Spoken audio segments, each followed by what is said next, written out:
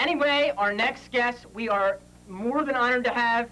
The Watch just wrote an incredible article about him as one of the best professors ever at Brandeis. Once again, we have an amazing guest. This is the first year of his son's life. Nicholas, his son's Nicholas, it was his birthday last week, so he's had a big year. He's a man of super and supreme intellect, which you will see. He's a man that knows everything about heaven and hell. He is obsessed with hell. Here he is, ladies and gentlemen, the great Professor Andrew Swensen.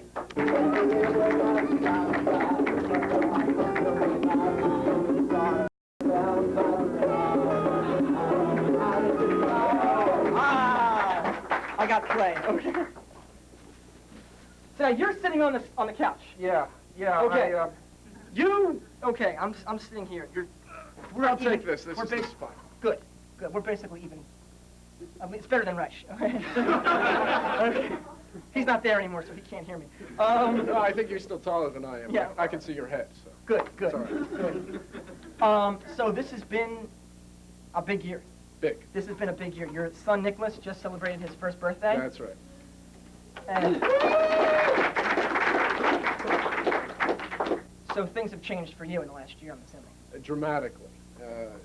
They actually haven't changed that much in the last year. They changed a lot a year ago from, what it was the year before that. So it's, everything is different. I'm different. The world's different. Nicholas, of course, is different because he didn't exist, and now he does. Dramatic transformation. I would think that's a dramatic, yeah. How do you look at the world through the eyes of a baby? I know you're not a baby, but you're always with a baby. Like how do you see the world as if I was a baby?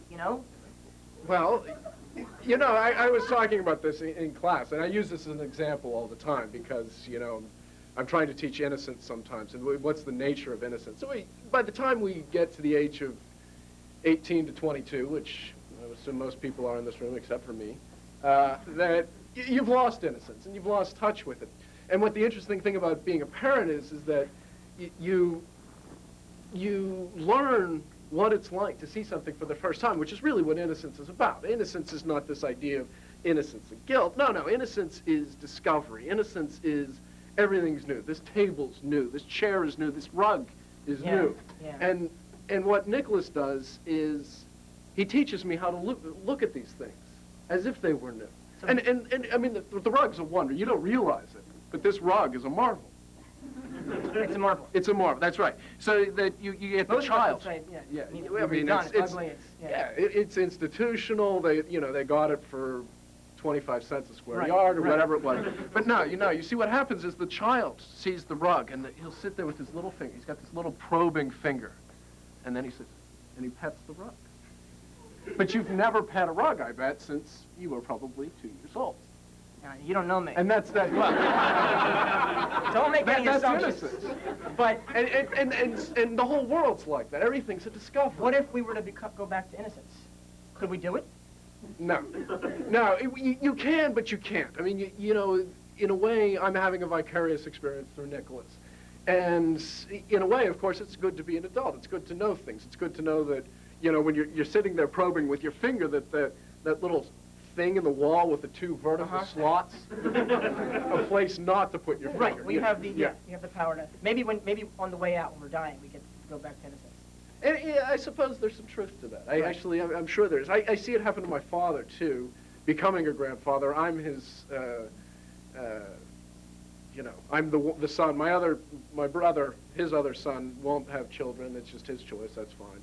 But I'm the source of the grandchild. Right. Okay. Which is, of course, You're the guy. That's it. You're the guy. It doesn't. But Nicholas, for him, it's opening up new things, now, and he's having great discoveries too. For you're a man who talks about heaven and hell. Right. And I'm assuming this has shifted your image of what heaven and hell are. Absolutely. You're not always thinking about hell anymore. Generally, no. Yes, and the child opens up the way that you can experience joy, and the child is a blessing. And we talk about blessings so casually, but Right. you know, this is something special. And every time that you encounter the child, Uh-huh. there's some moment of heaven. There's some touching of heaven there. Everything that you see that's We just saw that associated with with Limerick. it. We just, Right. And they're wonders. they are. Yeah. And The little miracles. I have a theory, and people say I'm mushy and I'm fluffy, that there's still a little child inside of us. When we're lucky. When we're lucky. When we're lucky. Yeah, when we're lucky. Now, you You're brought at the back. you brought a bag there. Now, this is a demonstration in the changing of perception and Okay. the evolution of perception. Evolution of perception. That's right. This is. I wouldn't talk that way, but you're a professor. Well, but you could, Yes. and that's why you're at Brandeis. Right. I'm learning to say evolution of perception. So, this is actually what we're doing here is an experiment. Not an experiment, a demonstration in how some things, normal things, Uh-huh. change when the child enters your life. It's also a demonstration at the same time of why babies are incredibly cute. Now, on the one hand, we have the adult sweatshirt, right? Now, the adult sweatshirt is boring, it's gray, and you look at it and you think laundry. Right. You know, and Out of the way. Yeah, that's right. So we get rid of it. Forget it. But when you change something, when you have the baby sweatshirt, see, Yeah. and I bought this particularly actually so that I could show a little school spirit here on behalf of my beloved employer, Brandeis. But, I mean, it's the cutest thing in the world. It is. And it's a sweatshirt. Yeah. It's adorable. Isn't it? I mean, and you want to go whoosh, you want to squish the sweatshirt. And then you want to squish the boy in the sweatshirt. Yeah. Yeah. And that's what it's all, it's this every day. This is heaven. Yes. Oh my, yes. I could live it all the time. What's the most heavenly thing you've ever seen?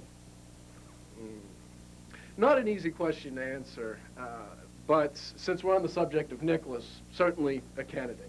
The day of Nicholas's birth, a transforming moment. It was a heavenly moment. I mean, it was just perfect. It happened, and I remember seeing him, and I remember him lying there for the first time. The first thing I said after it happened was, I looked at my wife and I said, "That's your son. That's your son." And the thing is that everything changed. It was my son too, of course, but you know, I was. Well, you weren't doing as much work. You were. No, you work up a sweat though if you're Yeah. if you're a good you're dad. doing work up here. Yeah. Yeah. Yeah, Wow. You're coaching. Any other heavenly And, experiences? Well, you know, we talked about this before, and as I was thinking about it, and taking much longer time to answer than I am right now, I thought about experiences that I had with my wife, and my wedding. I remember. This is the kind of guy you want to marry, girls. This is it. Well, we're only on heaven now. You know. We haven't gotten to hell yet. We're going to That's get to hell in a minute. right. The inferno. You know, I was talking about the hell the other day, and somebody said marriage. So. That's what it's come to. That's what it's, yeah. But the day of my wedding, I remember there was this crush of people that came around me, and I couldn't think that such happiness was possible. And of course, it's one moment, it's one day, it's one special occasion. But if it's truly heavenly, it stays with you, and you always reclaim it, and you always return to it. And that, of course, is a part of the power of memory. That's a part of the power of love. It's part of the power of association. Can you see it happening right here in the present? Is an interesting question. Can Oh, we sure. see our past heavenly experiences in the present? Oh, absolutely, absolutely. You get something like that, and on the small scale, for example, you look at a person that you had a child with, and a year later, and this happened he was born on the 10th, and my wife and I, we were talking all that morning. At this time, we were right here. And then at 11:08, which is when he was born, God. it was like, Wow. even a year later, you It's could overwhelming. still feel I the think chill. about that with myself. I mean, I didn't have a kid yet, but well, I'll deny any allegations. But I think about my own birth. I won't pursue my that. my own birth. My Yeah. own birth. You know, enough about heaven. Let's talk about hell. Okay. Hell. You're talking about this really beautiful heaven, and when we think of heaven, we think of something beautiful, and when we think of hell, we think of something not so beautiful. Sure. However, in my discussions with you before, Professor Swensen, you've shown some unorthodox ideas on what hell really is. Yes, and one of the first caveats we have to put on this whole idea of what we're talking about here is, when I talk about heaven and hell, typically I'm talking about something that's not religious, but is rather human, a human experience. And when I teach a class, it's something that I try to open up to them right away, that you cross over into heaven. Now, whatever your religion says heaven is, that's fine, that's one thing, but that's here. And what I'm talking about is these moments where you cross over, even in your life now, where you step into heaven. And when you're talking about hell, you also step into hell all the time. And the discussion went around the idea that when I teach hell, hell is not always a bad thing, nor is heaven always a good thing, as we know them in human experiences. Right. And there is a bad hell. There is a bad idea. And you think of someone who's in a miserable situation, well, depressed. My idea of a bad hell is the day that Brandeis stops accepting applications from Long Island. We need more Long Island students, people. And in fact, Professor Swensen, I actually wrote a poem about this, which I haven't memorized. It's too profound to actually memorize. I'm going to read it. My image of what we need more Long Island students. We need less and less community and more political apathy. More spoiled brats who cannot see they have no self-identity as they sit in their Jeep Cherokee. We need them here at our school to tell us that we're just not cool if we don't try really hard to sit with them at the boulevard and get cell phones and join their trend of spoiled brats from Long Island. And that's what we need. We need more Long Island students. More Long Island students. Otherwise, we're in hell. Actually, Professor Swensen, what we were talking about before is, in hell, is that Brandeis has to break out of this image of saying Brandeis stinks, Brandeis social life is bad. Sure. That's a bad hell. But Yes, a good hell... Well, a bad hell, actually, a bad hell and a bad heaven have one thing in common, and that's they're both static. They're both closed systems. They're both bounded. They are bounded ways of thought, and they are oppressive ways of thought. So what do we need to do in Brandeis? Well, in Brandeis, we'll take it to the idea of what I call, in our discussion, what we came up with as a good hell. And a good hell is any sort of infernal experience that is delicious, that's wonderful. And I've taught this in a course, a comparative literature course. I teach it in the USEM now. And there are certain moments where you're violating norms, you're violating standards, you're violating all the things that your predecessors gave you. So what we have to do at Brandeis is violate standards. In a way, We yes. have to violate standards. Friday night, people, the standard is not to stay in your room. This is a very good example. Worship Dionysius. Yes. Yes. That's the answer. Now, I have a question, Professor Swensen. What do you prefer, heaven or hell? This is because you make hell so attractive. Heaven! Go! Say hell! I'm saying that because I'm the devil in case you can't see. Heaven! Heaven! Could you have an answer for us, Professor Swensen? You seem to be in deep thought. Well, I had to deliberate over that. There was something of an internal, call it a debate. Okay. The thing is that as a human experience, as a good human experience, both of them very often intersect. They both become one in a way. Now, So that if you take something that's infernal, like the night is always associated with hell. right. But who on earth does not fall in love in the night? You've got to fall in love at night. You've got to embrace passion, and it's got to be at night. A man who's talked a lot about night and the darkness of night is Sure. one of your favorite authors, Dostoevsky. And we have a unique surprise for you. We know you love Dostoevsky so much. What you said was Brothers K. Brothers Karamazov, yes. That's one of your favorite books. Absolutely. And that's what you would recommend. Well, we have a surprise for you. What would you ask Dostoevsky? If you could ask Fyodor Dostoevsky one question, what would it be?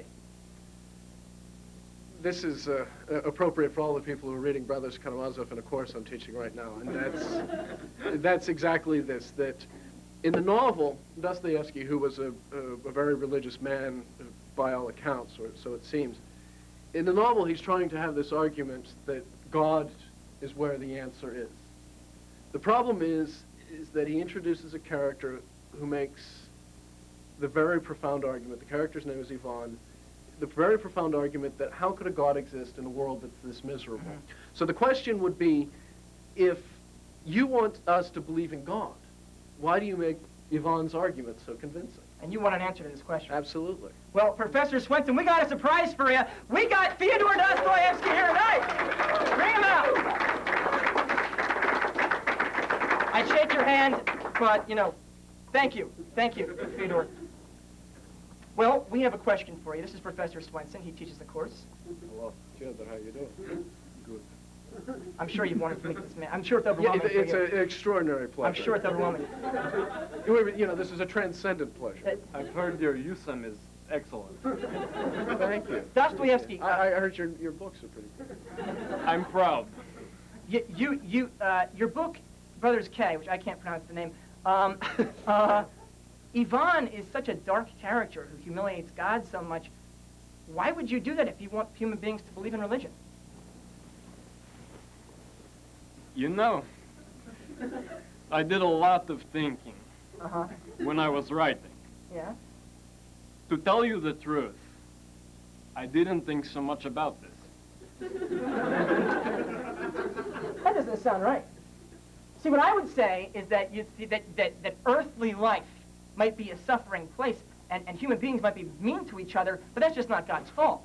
That's what I think Dostoevsky would say, the real Dostoevsky. Are you the real Dostoevsky? What are you implying? What's going on, Professor Swensen? I'm not who you think I am. Oh, my God. It's Vladimir Kavanovich! Here to sabotage our show! You get out of here! I had enough of you! Get out! Just get out! Oh, my God. Professor Swensen, I'm sorry.